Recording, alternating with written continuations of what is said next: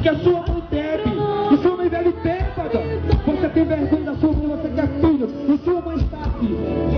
Eu peço que você tenha coragem, filho, de abraçar a sua mãe. Sua mãe precisa desse abraço hoje. Sua mãe precisa de receber seu abraço. Abraça a tua mãe, acolhe ela como filha de Deus. Ela precisa desse abraço. Abraça a sua mãe.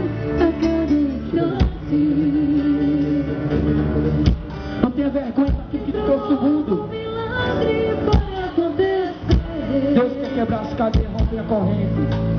Deus quer quebrar as cadeias, romper as correntes. Quer libertar e curar todo aquele que crê. Quer libertar e curar todo aquele que crê.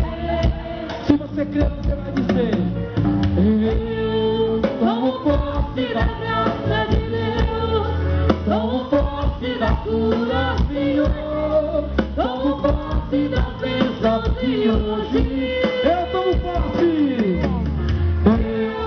Tomo posse da graça de Deus, tomo posse da cura, tomo posse da bênção de hoje. Bênçãos são derramadas a cada instante. Assim que o novo milagre vai acontecer. Nós já se preparamos para o final do nosso momento, Deus quer quebrar as cadeias, agradecendo a presença de todos que vieram hoje. E estamos à disposição de voltar novamente. todo aquele que crê. Eu tomo posse. Tomo posse da graça de Deus, Tomo posse da cura, Senhor. tomo posse da bênção de hoje. Eu tomo posse.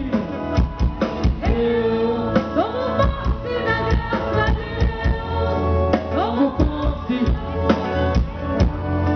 tomo posse da Quem bênção faz parte do grupo Deus é Mãe aqui? Levanta a mão.